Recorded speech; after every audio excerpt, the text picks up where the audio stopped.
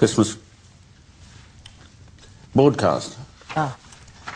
Think that would be a mistake? No, don't worry about that. No. Oh.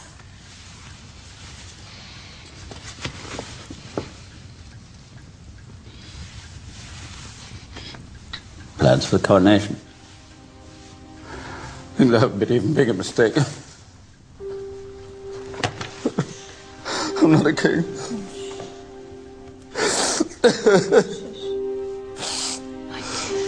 I'm a naval officer, that's all I know. I'm not a king, I'm not a king. I'm sorry. No. I'm sorry. No, don't be so...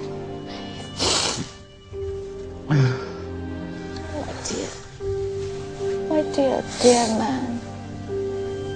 I'm sorry.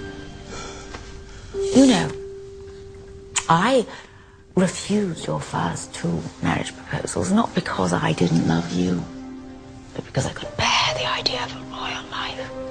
Couldn't bear the idea of a life of tours, of public duty, a life that no longer was really to be my own. But then I thought, he stammers so beautifully, they'll leave us alone.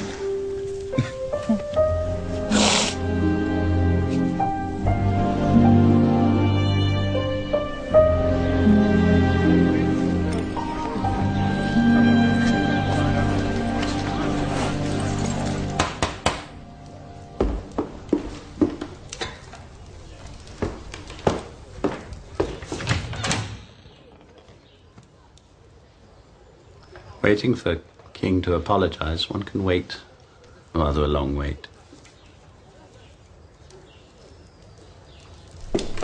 I'm afraid we're slightly late. This is home.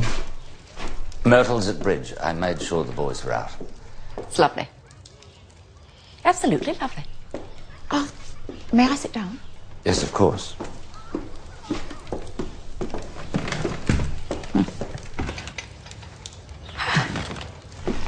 Would you like some tea, ma'am?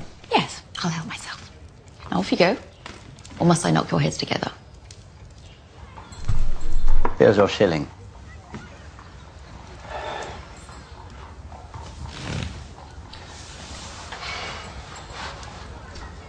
I understand what you were trying to say, Lou. I went about it the wrong way. I'm sorry. So, here I am. Is the nation ready for 2 minutes of radio silence? Every stammerer always fears going back to square one. I don't let that happen. If I failed in my duty, David could come back. I've seen the placards. God save our king. Don't mean me. Every monarch in history has succeeded someone who was dead, or just about to be. My predecessors, not only alive, but very much so. Bloody mess. Couldn't even give them a Christmas speech. Like your dad used to do. Precisely. He's not here anymore. Yes, he is. He's on that shilling I gave you. Easy enough to give away. You don't have to carry him around in your pocket. Or your brother.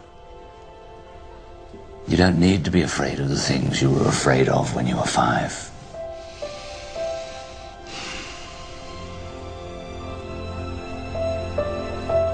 You're very much your own man, Bertie.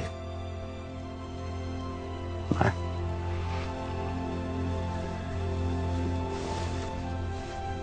Your face is next, mate. Myrtle. It's all right. Yes. Bertie, come here. Are you all right, Luke? Yes. Well, shouldn't we go through? Trust me, it's important. What is it? You? It's Your Majesty the first time. After that, it's ma'am, as in ham, not ma'am, as in palm. I haven't told her about us. Sit down, relax. I'm told your husband calls my husband Bertie, and my husband calls your husband Lionel. I trust you won't call me Liz. Your Majesty, you may call me Mrs. Logue, ma'am. Very nice to meet you, Mrs. Logue. Look, we can't stay here all day. Yes, we can. Look, I need to wait for the right moment. Look, you're being a coward. You're damn right. Get out there now. Hello, Myrtle, darling.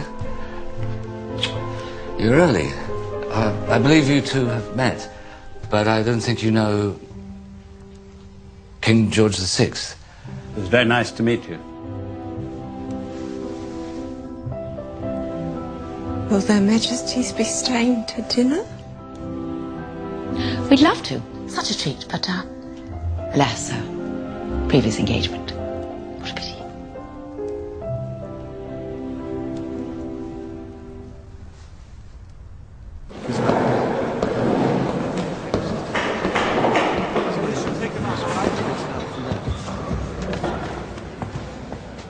Archbishop.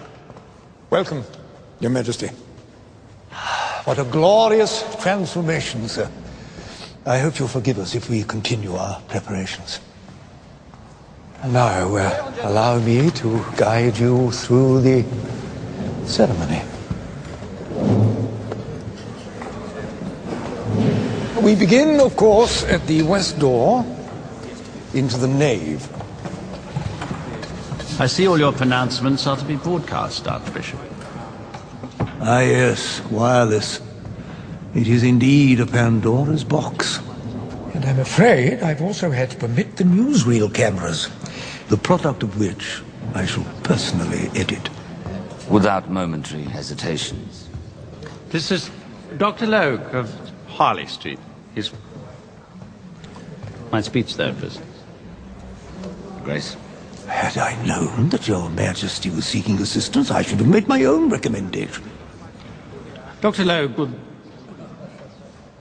will be attending the coronation. Well, of course, I'll speak to the Dean, but it will be extremely difficult. I should like the doctor to be seated in the King's box. But members of your family will be seated there, sir. That is why it is suitable. And now, if you don't mind, Your Grace, we need the premises. My dear fellow, this is Westminster Abbey. The Church must prepare His Majesty. My preparations are equally as important.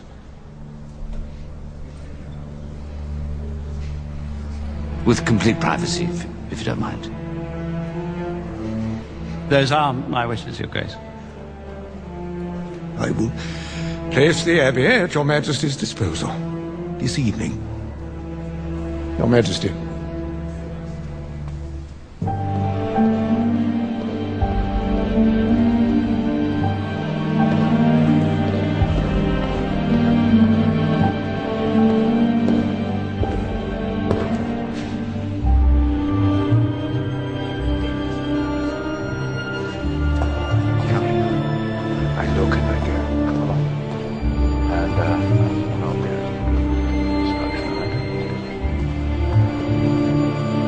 I can't believe I'm walking on Chaucer and Handel and Dickens.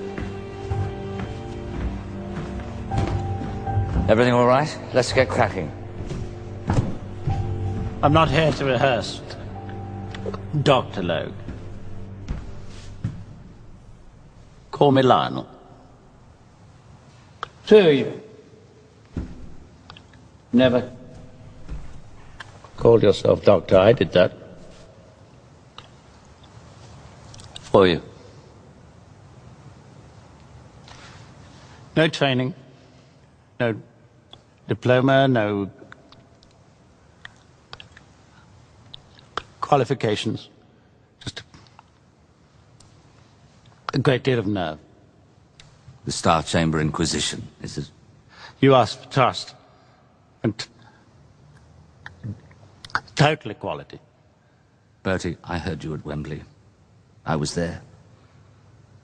My son Laurie said, "Dad, do you think you could help that poor man?" What, as a failed actor? It's true. I'm not a doctor. And yes, I acted.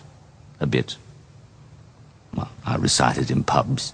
I taught elocution in schools. When the Great War came, all our soldiers were returning to Australia from the front. A lot of them shell-shocked, unable to speak. Somebody said, "Lionel, you're very good at all this speech stuff. Do you think you could possibly help these poor buggers?" I did muscle therapy, exercises, relaxation, but I knew I had to go deeper. Those poor young blokes had cried out in fear. No one was listening to them. My job was to give them faith in their own voice and let them know that a friend was listening. That must ring a few bells with you, Bertie.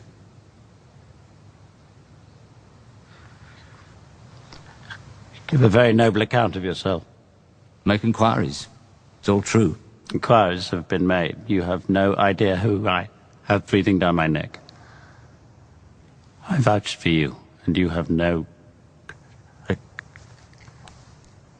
credentials. But lots of success. I can't show you a certificate. There was no training then. Everything I know from experience, and that war was some experience. My plaque says L. Logue, speech defects, not doctor. There are no letters after my name.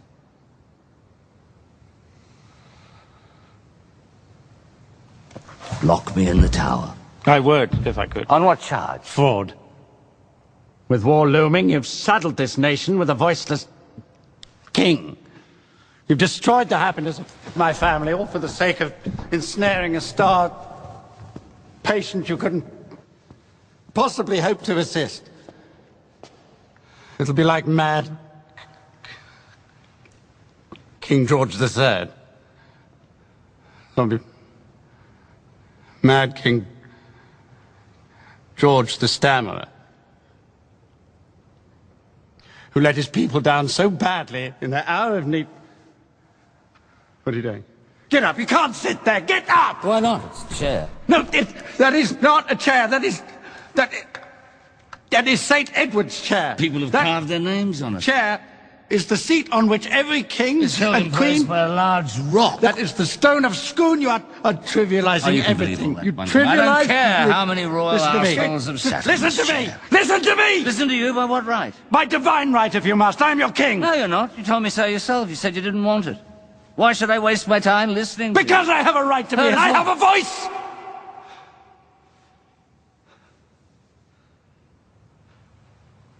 Yes, you do.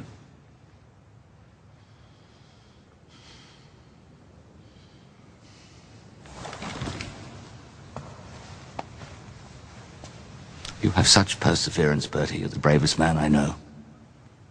You'll make a bloody good king.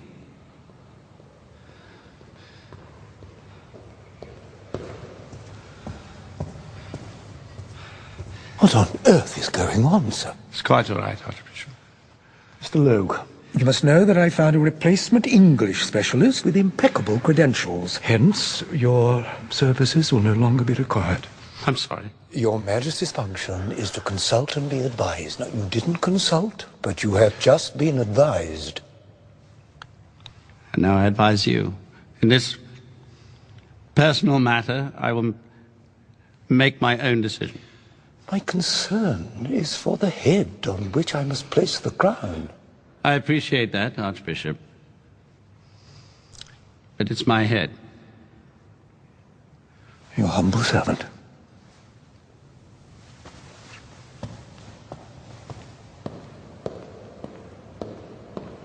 Thank you, Bertie.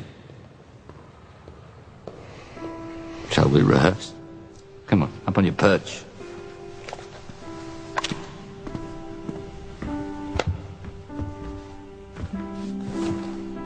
Now, when you and Elizabeth enter through the west door, you will be greeted by the hymn, "I was glad when they said unto me." Well, actually, you won't be all that glad because they do sing it for a very long time.